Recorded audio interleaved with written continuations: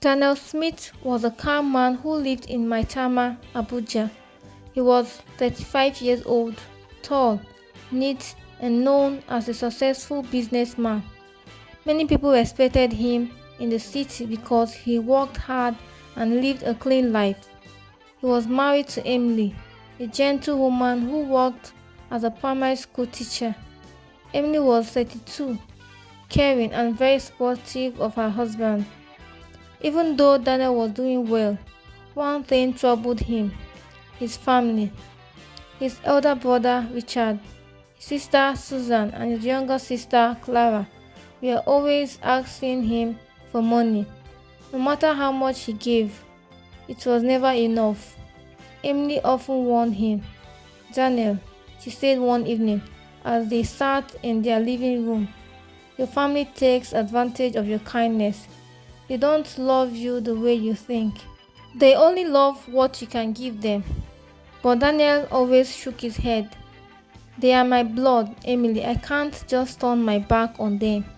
Still, deep down, he had doubts. He started to wonder if his family truly cared about him or if they only cared for his money. One day, Daniel decided to find out the truth for himself. He planned a test. It was a bright Saturday afternoon when Richard, Susan, and Clara came to visit. Daniel welcomed them with smiles. Emily brought drinks and snacks to the living room. The family laughed, gossiped, and talked about different things. But Daniel had already set his plan in motion. Earlier that morning, he had left his safe slightly open in his study. Inside the safe was a tempting bundle of cash and some documents. He also made sure the door to the study was not fully closed, so anyone sitting in the living room could see the safe if they looked carefully. Unbeknownst to his family, Daniel had also installed hidden camera around the house. Every move could be recorded. After a while, Daniel pretended to get a phone call. He stood up and said, "Emily and I need to step out quickly to see a neighbor. We'll be back soon. Please make yourself comfortable." He and Emily left the house quietly, but did not go far.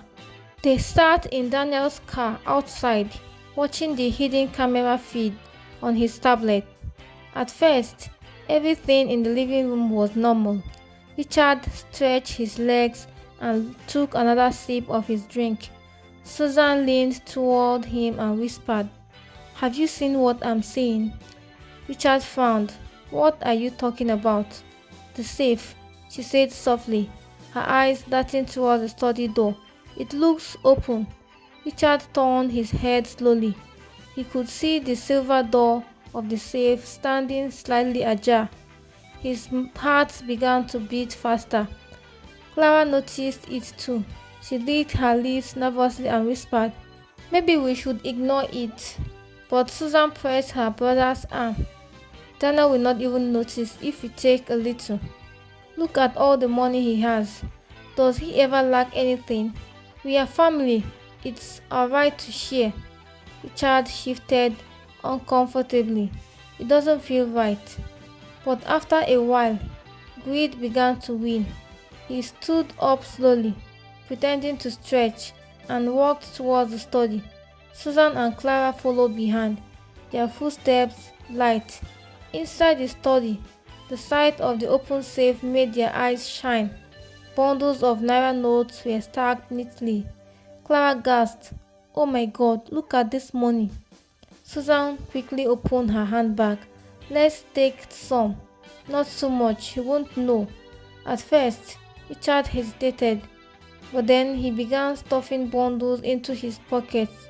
Clara looked around nervously, but when Susan threw her a bundle, she also slipped it into her purse. They argued in whispers about how much each person should take. Outside, Daniel sat in the car with Emily, watching everything on the screen. Emily shook her head in disappointment. "I told you, they don't love you. They love your money." Daniel's face was calm, but his eyes were cold. "Now I know the truth," he said quietly. After a while, The three of them went back to the living room and pretended as if nothing had happened. When Daniel and Emily returned to the house, they smiled and continued hosting their guests as if nothing was wrong.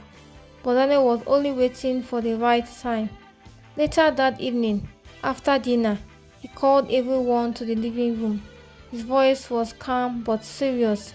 "Richard, Susan, Clara," he said, "I want to show you something interesting." He picked up the TV remote and pressed a button. The flat-screen TV came alive, showing clear video recordings from the hidden cameras. The footage showed Richard walking into the study. It showed Susan opening her bag.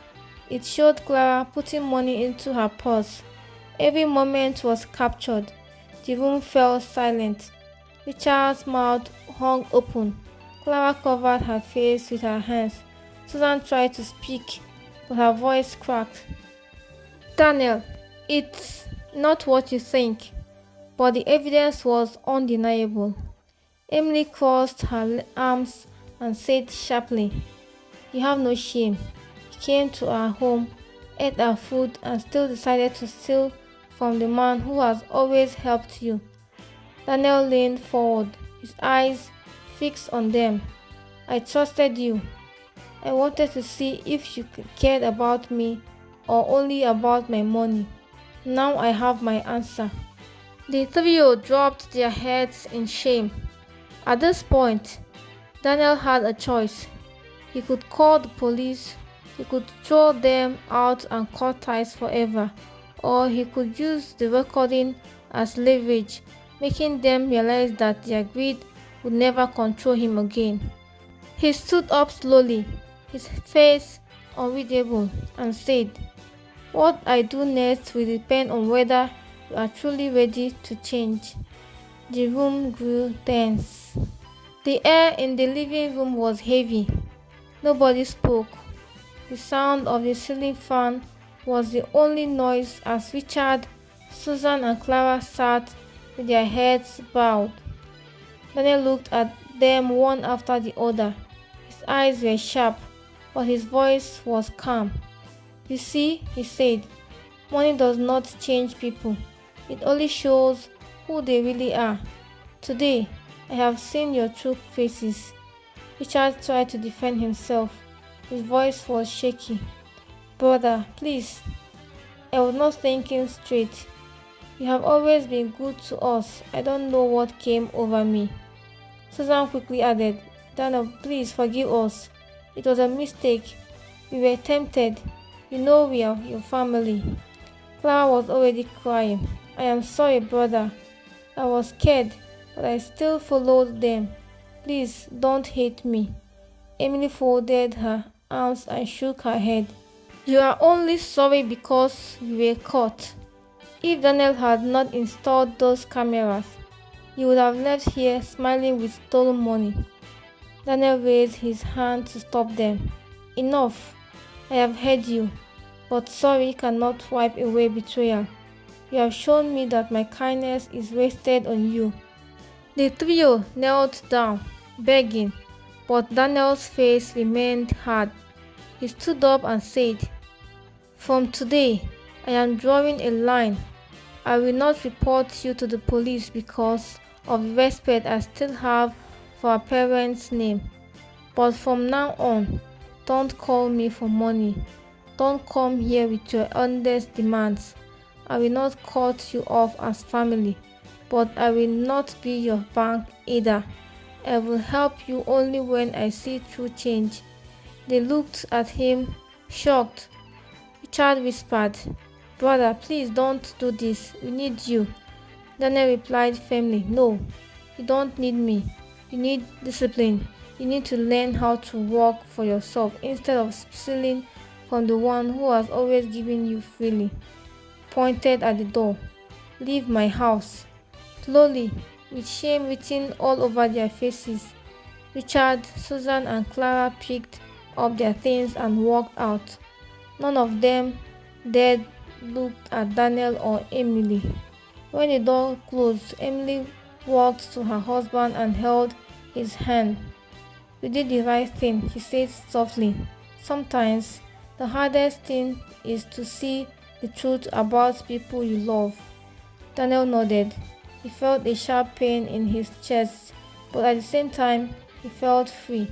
"At least now I know who they are, and I know how to protect my home." Weeks later, news spread within the extended family. Some relatives tried to blame Daniel for being too harsh, but others said he had done well. Richard and his family avoided him out of shame, while Clara kept her distance. Daniel and Emily moved on with their lives, stronger and wiser. Daniel still helped people, but he no longer allowed anyone to take advantage of his generosity. The safe test had opened his eyes. He realized that trust was more valuable than money, and once trust was broken, nothing could ever be the same again.